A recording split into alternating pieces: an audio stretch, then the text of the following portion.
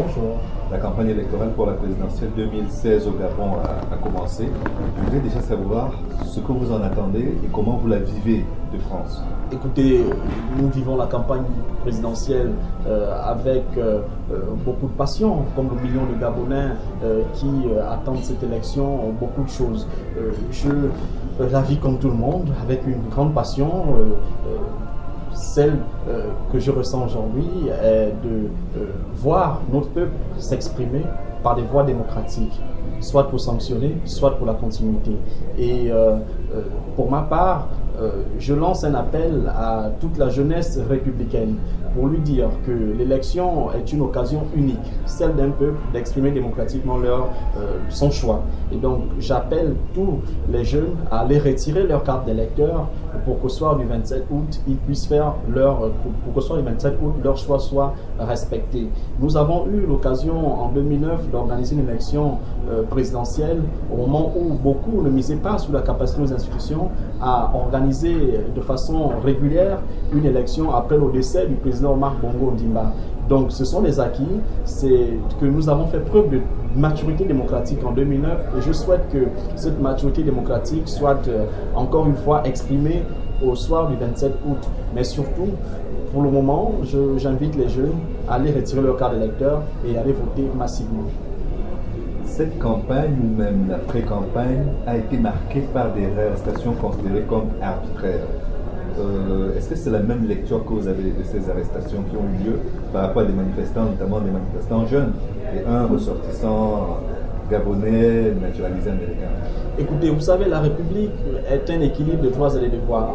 Si nous avons le droit de manifester, nous avons aussi le devoir de respecter les institutions de la République et les règles qui régissent le fonctionnement de la République.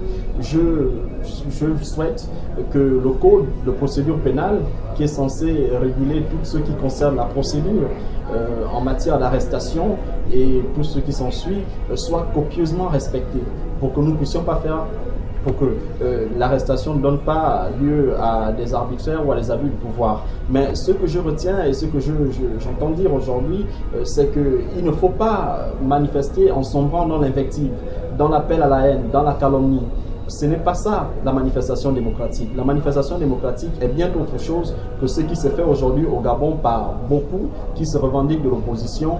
Et j'en appelle aussi pour cela aux dirigeants, les dirigeants qui détiennent la puissance et la force publique pour leur dire qu'il faut laisser un espace de liberté davantage à des personnes qui voudraient manifester démocratiquement. Est-ce que ce que ces manifestants ont fait n'est pas dans la droite ligne de ce qu'on a remarqué avec le printemps arabe en Tunisie, avec la lucha en RDC ou le ballet citoyen au Burkina Faso? C'est certainement le but visé, mais je crois qu'ils s'y prennent mal. Vous voyez, c'est comme j'ai toujours dit, tout se fait dans la manière. Il faut que nous comprenions que nous devons être aujourd'hui, au XXIe siècle, dans ce que j'appelle une éthique de la responsabilité. Nous devons poser des actes en connaissant leurs conséquences. Lorsqu'on est sur les réseaux sociaux et qu'on injurie un président de la République, on doit savoir qu'on sombre là dans l'invective et l'injure. Et que lorsqu'on arrive au Gabon, on sera systématiquement mis aux arrêts. Ce qui est parfois légal, mais les passions étant là, on ne peut que voir l'arbitraire tout de suite et vouloir faire des coups de communication. Maintenant, ce que je demande encore une fois, ce que j'invite nos activistes à faire, c'est surtout de faire dans un activisme modéré pour qu'il n'y ait pas de dérapage et que pour avoir surtout le soutien des institutions internationales qui lutteraient contre tout ce qui concerne les formes d'arbitraire et tout ce qui concerne le recul des démocraties. Bon, en tout état de cause, ce que je retiens, c'est qu'il faut davantage que nous manifestons en respectant les règles de la République. C'est le plus important. Vous n'êtes pas surpris que les arrestations d'activistes au Gabon n'aient pas le même écho médiatique que par exemple au Mali ou dans d'autres pays? C'est justement ce que je disais tout à l'heure. C'est que lorsque, à première vue, on entend qu'il y a des manifestants qui sont arrêtés, on se dit tout de suite que c'est un pays qui viole les libertés et les droits individuels. On se dit tout de suite que c'est un pays qui ne suit pas les libertés fondamentales, ne les respecte pas. Mais lorsque nous regardons surtout certaines images des jeunes gens qui estiment être les leaders d'opinion dans notre pays, aller casser, certains injurier publiquement le président de la République, certains injurier les personnalités de l'État, il y a problème. Et là, on se dit que la configuration n'est pas totalement la même. Et donc, le parallèle ne peut pas être dressé. quelle est aujourd'hui la lecture que vous avez de l'organisation de l'opposition politique? Parce qu'on lui a reproché à plusieurs reprises que dans le cadre d'une élection à un tour, elle n'est pas de candidat unique. Elle présente aujourd'hui Jean Ping comme son candidat unique. Oui. Est-ce que pour vous, c'est une avancée dans la vie politique gabonaise? Vous savez, j'ai beaucoup de respect pour M. Jean Ping. Il est une grande figure de la politique africaine et même de la scène mondiale. C'est un monsieur, M. Jean Ping. Mais j'ai bien peur qu'il se soit enfermé dans une unité qui est fondée sur un accord purement électoral, pour ne pas dire électoraliste, et qui viserait au lendemain de son élection, si possible, de partager le gâteau, pour reprendre l'expression d'une personnalité.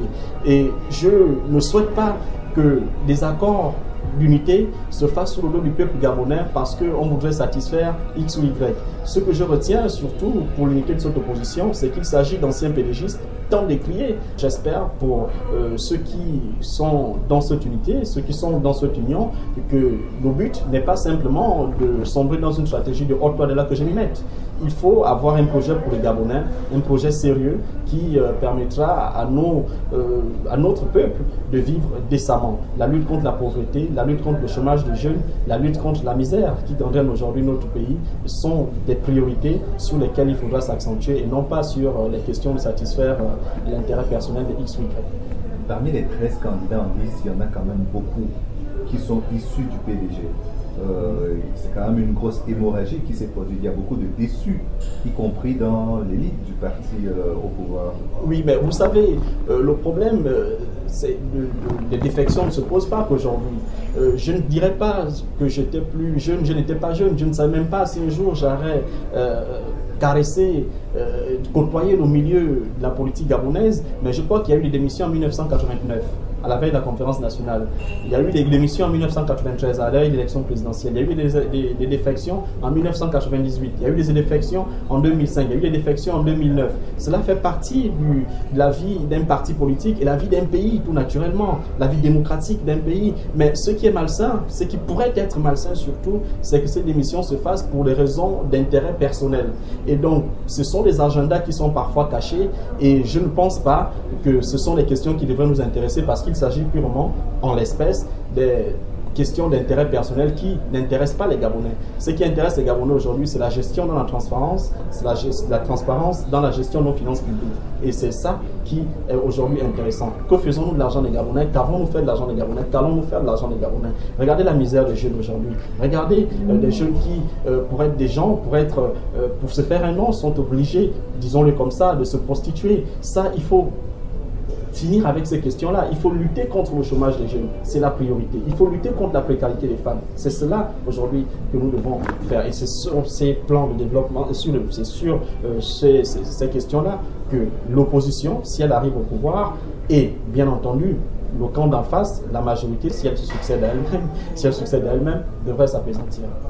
Est-ce que vous pensez que la candidature unique de l'opposition, telle qu'elle est vécue aujourd'hui au sein de l'Union, peut faire mieux, peut permettre à Jean Ping de faire mieux que Pierre Mamboundou, que André Baobam ou le père Barbesol il y a quelques années? Disons qu'il faut reconnaître une chose, c'est que nous ne sommes pas en face d'une candidature unique.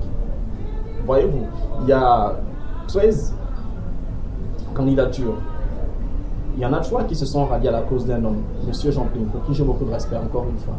Mais le seul problème, c'est que nous avons les autres candidats qui se sont sentis marginalisés. Donc l'unité n'y est pas. Et donc à ce niveau, il faut se dire que je ne pense pas que l'enjeu sera ou l'impact sera le même que l'élection de M. Paul Barbesol en 1993, que la montée de M. Pierre Mamboundou en 1998 et que celle d'André Baobam en 2009. Donc en tout état de cause, nous sommes à une semaine de l'élection, c'est le peuple gabonais qui appréciera et le peuple gabonais décidera le 27 août prochain. L'avenir en confiance était la promesse de Ali Bongo Ondimba au moment de l'élection de 2009. Il y a quand même beaucoup de déçus, au-delà de ceux qui ont quitté le PDG. Il y a la population également qui n'est pas très satisfaite du bilan du président. Oui, il faut se dire une chose, c'est qu'aucune œuvre humaine n'est parfaite. Lorsque le président Ali Bongo Ondimba est arrivé à la tête de l'État en 2009, il est venu avec un projet de société, l'avenir en confiance, fondé sur le triptyque paix, développement, partage. Est-ce qu'il a pu maintenir la paix? Oui, la paix, nous l'avons. Nous n'avons pas une crise majeure dans notre pays. C'est vrai que nous pouvons lui reprocher des choses, notamment sur le plan sécuritaire, où l'accent n'a pas été mis pour suffisamment combattre ce que l'on appelle aujourd'hui les crimes de sang ou les crimes rituels, qui ont connu une montée vertigineuse, pour ne pas dire exponentielle, dans notre pays. Là, sur le plan sécuritaire, ça reste un échec. Il faudra y mettre l'accent. Mais bon, ces questions datent possible depuis, les questions de crimes rituels et de crimes de sang. Mais il faut lutter contre le crime, comme toute forme de crime. Et je pense que le président Ali Bongo s'est appesanti sur cela. Maintenant, sur le plan social, nous notons quand même des avancées avec la mise en service, sinon la création de la CNAMGS, avec aujourd'hui l'adoption d'une nouvelle grille de rémunération qui touche une majorité du corps de la fonction publique. Nous notons aussi sur le plan socio-éducatif l'augmentation des bourses des étudiants de plus de 25%, ou du moins de 25%. Je retiens que lorsque nous sommes arrivés en France en 2008-2009, nous avions des bourses qui étaient estimées à 427 euros. Aujourd'hui, nous sommes quittés de 427 euros à 820 euros, ce qui n'est pas rien. C'est dire qu'il y a la volonté d'un homme qui voudrait voir ses compatriotes étudier dans des conditions optimales. Maintenant, ce n'est pas suffisant et il faut toujours aller chercher vers d'autres ressources. Sur le plan infrastructurel, je note la construction quand même du pont de la Bagno, pour ne pas dire le pont de Mayumba. Je note aussi ici et là des routes qui ont été construites. Nous dénombrons quand même plus de 700 km de routes faites en 7 ans. C'est ce qui n'a pas été, c'est plus que ce qui a été fait de 1984 à 2009. Donc ça n'est pas rien, ce ne sont pas des réalisations négligeables. Et dans tous les cas, ce qu'il faut retenir, c'est que quel que soit le président qui serait élu au soir du 27 août 2016, ce président-là devra s'appuyer sur les réalisations faites par le président Ali Bongo Ondimba pour l'intérêt supérieur de notre pays. C'est l'intérêt général qui devrait nous guider. On dit souvent de l'élection présidentielle au Gabon qu'elle se joue beaucoup en France. Et en France, justement, on a entendu des soutiens venus à la fois du locataire actuel de l'Élysée et de son prédécesseur. Est-ce que vous êtes surpris de cette démarche des autorités françaises?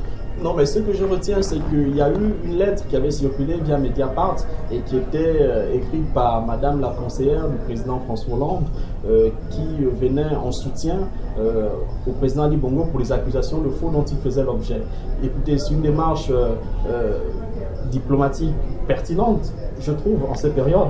Maintenant, ce que je voudrais surtout dire au sujet de la France, et donc, c'est de lancer un appel à l'élite française pour lui dire que le Gabon entretient des liens séculaires avec la France depuis des années et que ces liens séculaires devraient être préservés et renforcés. Maintenant, il faut que la France soit neutre, qu'elle observe une certaine neutralité dans l'organisation de cette élection et que cette neutralité se fasse sentir avant, pendant et après l'élection pour qu'elle ne soit plus pointée du doigt comme ce fut toujours le cas par le passé.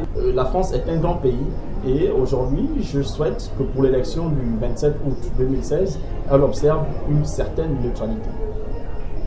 Parlant du Gabon même, les opposants ont dû constituer une chaîne de télévision parce qu'ils estiment qu'ils n'ont pas un accès équitable au service public de télévision et de radio. Cela vous surprend, cela vous choque, cela vous semble logique? Non, cela ne me choque pas. Vous savez, la télévision est un outil qui permet d'informer. Mais il faut donner la bonne information. Veiller à ce que ce soit la bonne information qui soit véhiculée. Bien au contraire, c'est une bonne chose. Maintenant, je crois que le CNC, le Conseil national de la communication, avait organisé le temps de parole qui sera distribué à chaque candidat sur la chaîne publique. Le passage de chaque candidat sur la chaîne publique. Maintenant, le CNC l'a fait et depuis que la campagne électorale a commencé, j'observe que la première chaîne de télévision aujourd'hui couvre les événements de chaque candidat, de tous les candidats. Il y a eu des désistements, certainement il y a des candidats dont les activités ne sont plus couvertes parce qu'ils se sont ralliés à une cause. Maintenant que les opposants créent une chaîne de télévision, c'est bien, mais à condition que cette chaîne ne vienne pas faire dans l'invective et qu'elle respecte surtout les règles du droit de la communication dans notre pays et qu'elle ne donne pas la mauvaise information, qu'elle soit surtout objective, parce que le but du journalisme, c'est aussi cela, qu'elle fasse preuve de professionnalisme surtout. Donc vous ne pensez pas qu'il y a un problème de liberté d'expression ou d'accès aux médias pour les opposants? Écoutez, souvent on en a décrié. Moi-même qui vous parle, j'avais souvent remarqué que la première chaîne de télévision était beaucoup plus favorable aux membres du parti au pouvoir, ce qui n'est pas de nature à garantir l'éthique démocratique dans notre pays. Et je souhaite cette fois-ci que les données changent un tout petit peu. Et depuis que la campagne électorale a commencé, cette chaîne couvre pratiquement toutes les activités de tous les candidats, ce qui est une bonne avancée déjà pour notre pays. Dans quelques jours, c'est les urnes, hein. Le 27, tout le monde devra choisir un président pour le Gabon pour les 7 prochaines années.